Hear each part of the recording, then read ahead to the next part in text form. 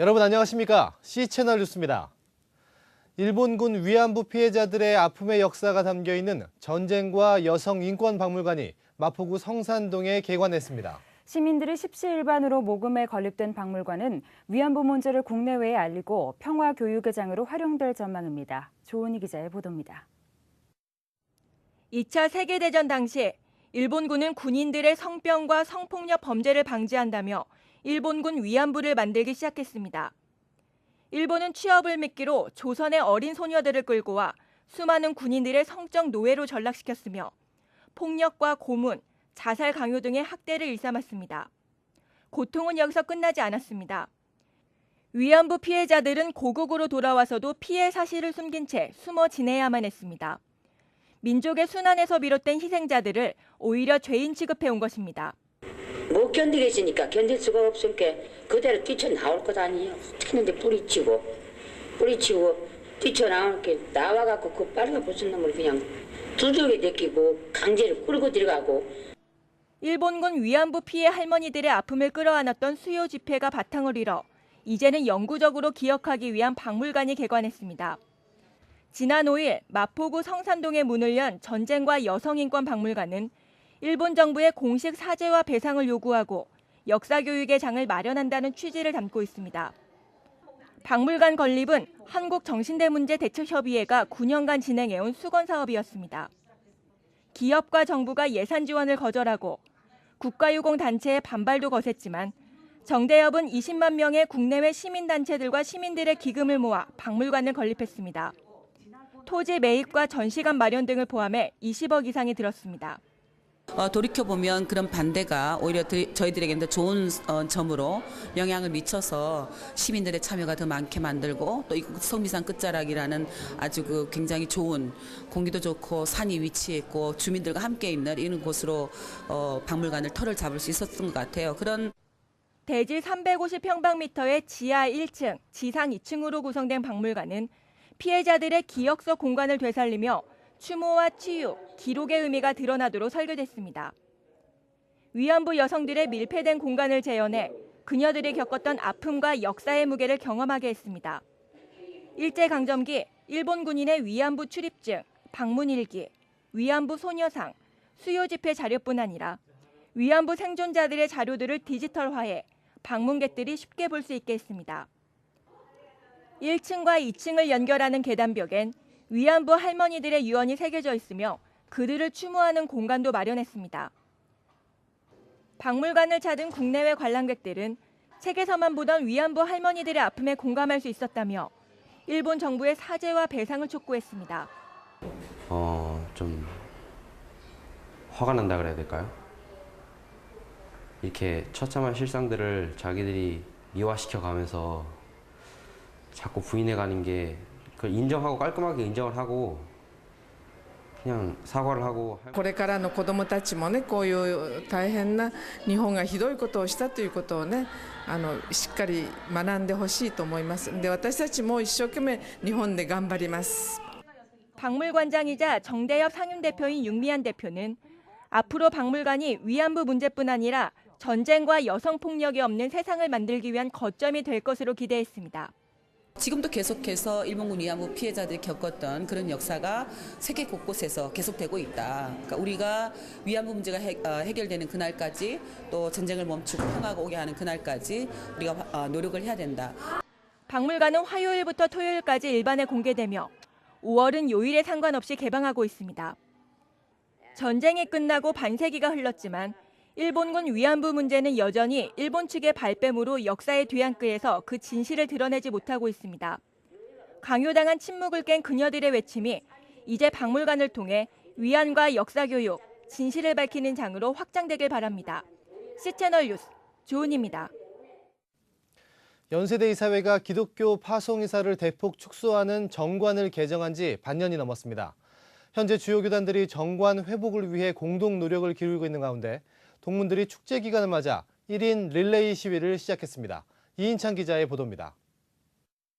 설립 127주년과 축제 기간이 맞물린 5월의 연세대학교 캠퍼스. 그러나 들뜬 분위기도 잠시 캠퍼스 정문에서는 연세대 이사회 결의에 반대하는 전단지가 배포되고 있습니다. 제목은 연세대 사유화 획책을 즉각 중단하라. 지난해 10월 27일 연세대 이사회가 기독교계 파송이사 6명을 2명으로 축소하는 정관을 개정하면서 기독교계 건화기념이 훼손됐다는 내용으로 장기 집권 중인 방우영 이사장 퇴진도 함께 요구하고 있습니다. 전단지를 읽어본 학생들 대부분은 내용을 잘 알지 못했다는 반응입니다.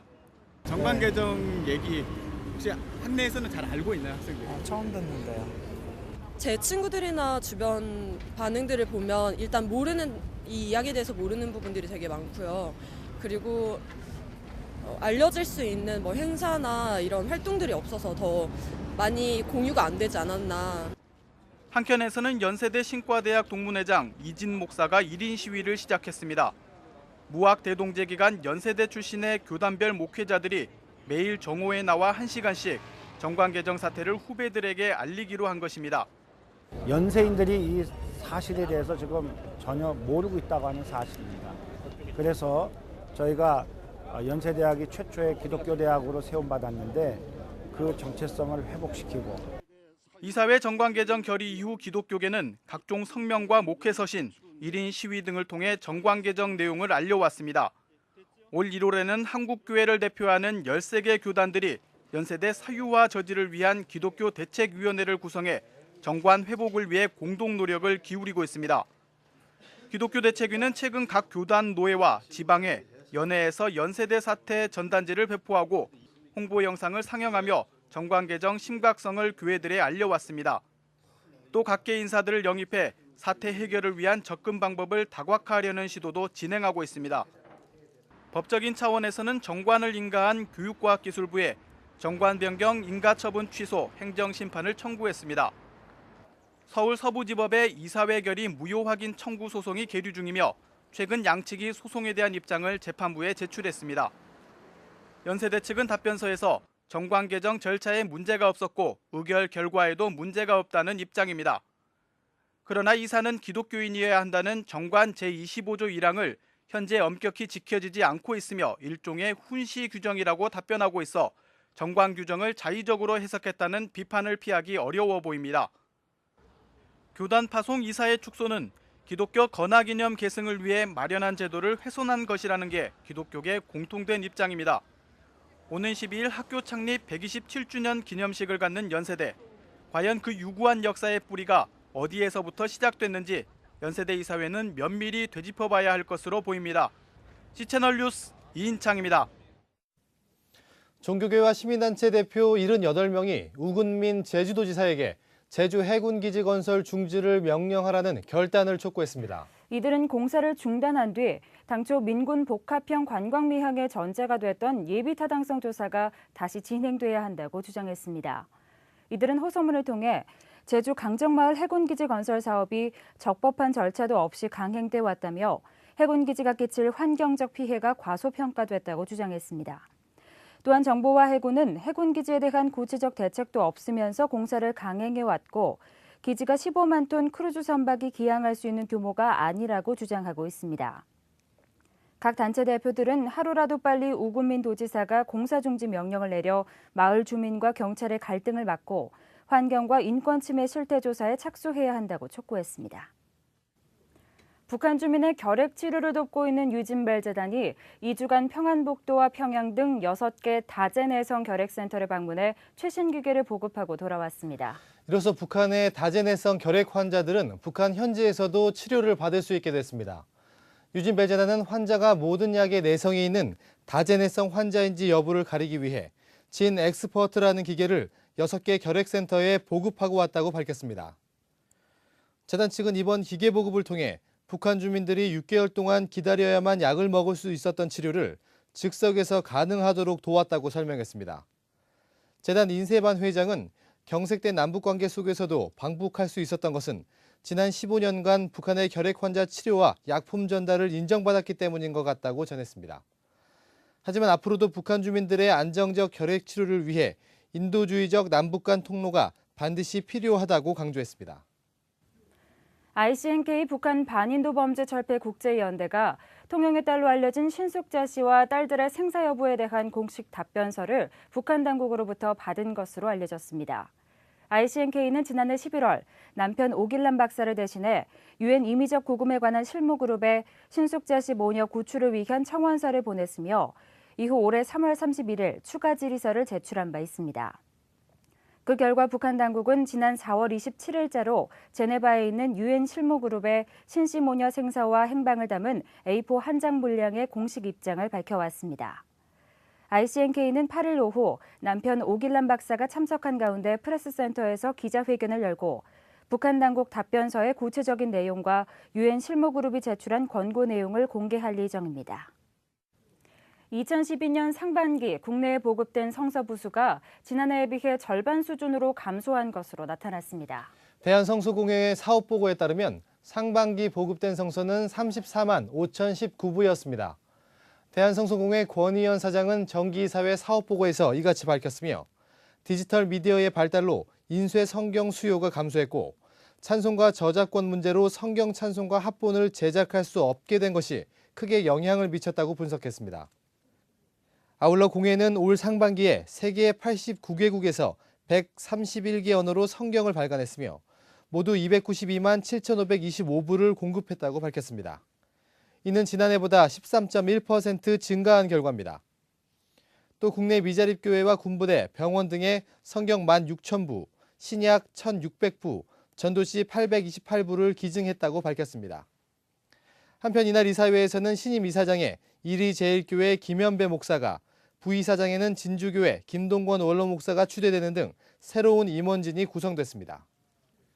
미주 지역 흑인교회 지도자들이 명성교회 새벽 집회를 참석해 함께 기도했습니다. 한인과 흑인 갈등이 표출됐던 LA 폭동 20주년을 맞아 한인과 흑인 간 우호를 다짐하는 기도를 드렸습니다. 명성교회 김삼원 목사의 초청으로 이루어진 이번 방문회는 주로 필라델피아 지역 흑인교회 지도자들이 함께했습니다. 김삼원 목사는 한국교회와 미국교회 유대 강화를 위해 매년 미주 현지 목회자들을 초청해왔습니다. 새벽 집회에서 말씀을 전한 클로렌스 워커 목사는 예수를 대신해 풀려난 바나바는 생명의 존엄을 갖지 못한 사람이었다며 믿는 사람들은 그런 바나바까지 사랑한 예수를 본받는 삶을 살아야 한다고 강조했습니다. 처음 한국을 방문한 제임스 벅 목사는 새벽 기도를 통해 한국교회의 능력 있는 신앙을 느낄 수 있었다며 한미교회가 돈독한 관계를 통해 아름다운 동역을 이루어가길 바란다고 기대했습니다. 이 밖의 주요 뉴스와 날씨를 전해드립니다. 한국기독교교회협의회가 학교폭력 예방을 위한 지역교회의 역할을 모색하기 위해 오는 8일 간담회를 개최합니다. 상담심리대학원대학교 임상심리 전문가 육성필 교수를 비롯해 교육 분야 전문가들이 참석하며 지역교회와 지역학교의 공동 역할에 대한 의견을 수렴할 예정입니다. 한국여신학자협의회가 오는 금요일 정동제일교회에서 창립 32주년 기념 예배를 드립니다. 예배 후에는 지난 2월 정기총회에서 신임 공동대표로 선출된 김은혜 교수의 강연이 이어질 예정입니다. 평화재단 평화연구원이 오는 9일 제2차 긴급전문가 포럼을 개최합니다.